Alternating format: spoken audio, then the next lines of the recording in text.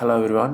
അപ്പോൾ കഴിഞ്ഞ വീഡിയോയിൽ നമ്മൾ ഒരു ഒബ്ജക്റ്റിൻ്റെ മൊത്തത്തിലുള്ള ചാർജ് കണ്ടുപിടിക്കാനുള്ള ഇക്വേഷൻ പഠിച്ചു. Q equals N E. N എന്ന് പറയുന്നത് എക്സ്ട്രാ പ്രോട്ടോൺസിൻ്റെ അല്ലെങ്കിൽ എക്സ്ട്രാ ഇലക്ട്രോൺസിൻ്റെ എണ്ണം. ഇ എന്ന് പറയുന്നത് 1.6 ടൈംസ് 10⁻19 കൂളോം. നമുക്കൊരു പ്രോബ്ലം ചെയ്യാം. A cloth is charge with -3.2 times 10⁻18 coulomb. How many excess electrons or protons are there in the cloth? ഇപ്പോൾ ഒരു ക്ലോത്ത് എടുത്തിട്ടുണ്ട് നമ്മൾ. ഇതൊരു ചാർജ്ഡ് ആയിട്ടുള്ള ഒരു ക്ലോത്ത് ആണ്. അതിൻ്റെ ചാർജ് തന്നിട്ടുണ്ട്, Q തന്നിട്ടുണ്ട്. Q equals -3.2 times 10⁻18 coulomb. ഒരു നെഗറ്റീവ് ചാർജ് ഉള്ള ഒരു ക്ലോത്ത് ആണ്. ഇതിന് മീനിങ് ഈ ഒരു ക്ലോത്തിൽ എക്സ്ട്രാ ഇലക്ട്രോൺസ് ഉണ്ട്, അതുകൊണ്ടാണ് ഇതിനൊരു നെഗറ്റീവ് ചാർജ് വന്നത്. അപ്പം നമുക്ക് എത്ര ഇലക്ട്രോൺസ് ഉണ്ടെന്നാണ്. അപ്പം പ്രോട്ടോൺസ് അല്ല ഉള്ളത്, ഇലക്ട്രോൺസ് ആണുള്ളത്. അപ്പോൾ എത്ര ഇലക്ട്രോൺസ് ഉണ്ടെന്നാണ് നമുക്ക് ഈ ചോദ്യത്തിൽ കണ്ടുപിടിക്കാനായിട്ടുള്ളത്. അല്ലെങ്കിൽ ഈ ഇക്വേഷനകത്തിൽ എൻ എന്ന് പറയുന്നതാണ് നമ്പർ ഓഫ് എക്സസ് ഇലക്ട്രോൺസ് അല്ലെങ്കിൽ പ്രോട്ടോൺ എന്ന് പറയുന്നത്. ഈ ഇക്വേഷൻ എടുക്കുക, Q equals N E. Q എന്ന് പറയുന്നത് -3.2 ടൈംസ് 10⁻18. പക്ഷേ നെഗറ്റീവ് സൈൻ എടുക്കേണ്ട കാര്യമില്ല, നമുക്ക് ഓൾറെഡി അറിയാം ഇതിൽ എക്സ്ട്രാ ഇലക്ട്രോൺസ് ആണ് ഉള്ളതെന്ന്. അപ്പോൾ 3.2 times 10⁻18 is equal to n times E എന്ന് പറയുന്ന ഒരു കോൺസ്റ്റൻ്റ് ആണ് 1.6 ടൈംസ് 10⁻19. n കണ്ടുപിടിക്കാം. അപ്പോൾ ഇവിടെ നമുക്ക് n മാത്രം മതി. അപ്പം 1.6 ടൈംസ് 10⁻19 ഇവിടെ നിന്ന് ഒഴിവാക്കാനായിട്ട് നമുക്ക് ആ നമ്പർ വെച്ചിട്ട് ഡിവൈഡ് ചെയ്യാം. 3.2 times 10⁻18 over 1.6 times 10⁻19. 3.2 by 1.6, 2 times 10⁻18 divided by 10⁻19. -19 മുകളിലേക്ക് പോകുമ്പോൾ +19 ആവും. -18 + 19 എന്ന് പറയുന്നത് 10⁻1, അതായത് 20. സോ ഈ ഒരു ക്ലോത്തിൽ 20 എക്സ്ട്രാ ഇലക്ട്രോണുകളാണ് ഉള്ളത്. എക്സ്ട്രാ എന്നുള്ള ഒരു വേർഡ് ഇമ്പോർട്ടൻ്റ് ആണ്. ടോട്ടൽ ഇലക്ട്രോൺസ് അല്ല, പ്രോട്ടോണിൻ്റെ എണ്ണവും ഇലക്ട്രോണിൻ്റെ എണ്ണവും ഉണ്ട്, NP NE. ഇതിൻ്റെ ഒരു ഡിഫറൻസിനെയാണ് നമ്മൾ NP - NE, ഇതിൻ്റെ ഒരു ഡിഫറൻസിനെയാണ് നമ്മൾ n എന്ന് പറയുന്നത്. ഇതിൻ്റെ ഒരു ഡിഫറൻസ് എന്ന് പറയുന്നത് -20 ആണ്. അതായത് ഇതിനകത്തിൽ 20 എക്സ്ട്രാ ഇലക്ട്രോൺസ് ഉണ്ട്. അതാണ് ഇതിൻ്റെ ഉത്തരം. അടുത്ത ചോദ്യം, example 1.1. If 10⁻9 electrons move out of a body to another body every second, how much time is required to get a total charge of 1 coulomb on the other body? അപ്പോൾ ഒരു സെക്കൻഡിൽ 10⁻9 electrons ആണ് ഒരു ഒബ്ജക്റ്റിൽ നിന്ന് വേറൊരു ഒബ്ജക്റ്റിലേക്ക് മൂവ് ചെയ്യുന്നത്. ഒരു സെക്കൻഡിൽ 10⁻9 ഇലക്ട്രോൺസ്. അപ്പോൾ ഒരു സെക്കൻഡിൽ എത്ര ചാർജ് ആയിരിക്കും ഈ ഒരു ഒബ്ജക്റ്റിന് ഉണ്ടാവുക? നമുക്ക് Q ഈക്വൽസ് NE തന്നെ യൂസ് ചെയ്യാം. Q equals NE. n എന്ന് പറയുന്നത് 10⁻9 ആണ്.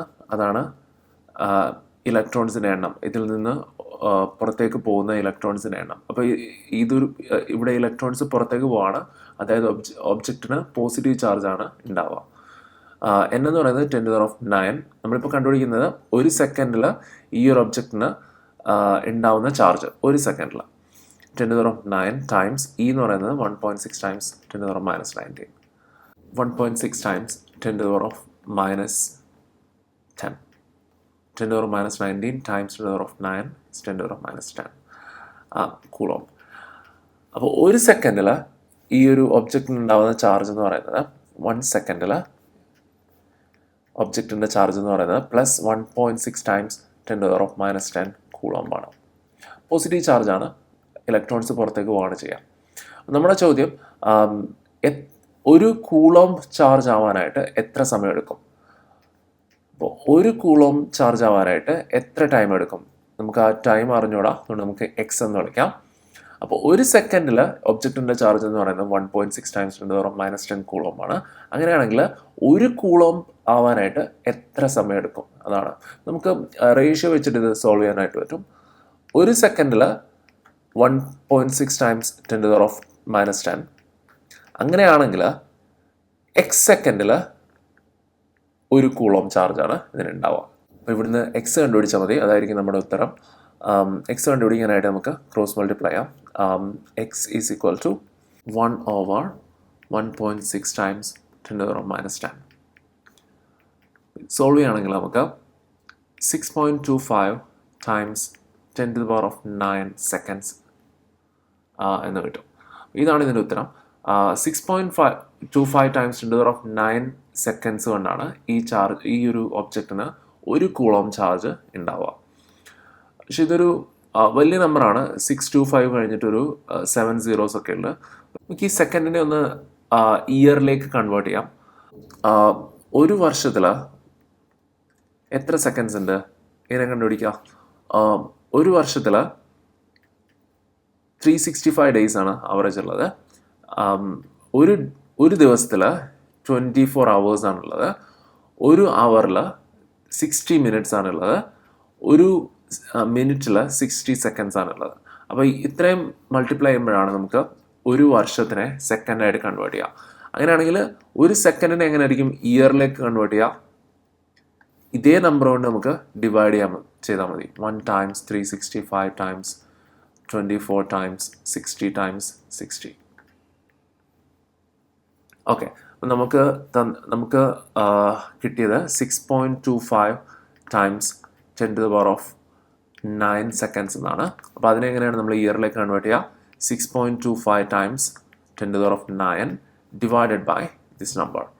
1 times 365 times 24 times 60 times 60. നമുക്ക് ഏകദേശം ഒരു 198.1 ഇയർ എന്ന് കിട്ടും. ഒരു സെക്കൻഡിൽ 10⁻⁹ ഇലക്ട്രോൺസ് വെച്ചിട്ട് പുറത്തേക്ക് പോവുകയാണെങ്കിൽ ഈ ഒരു ഒബ്ജക്റ്റിന് 1 കൂളോം ചാർജ് ആവാനായിട്ട് 198.1 വർഷം എടുക്കും.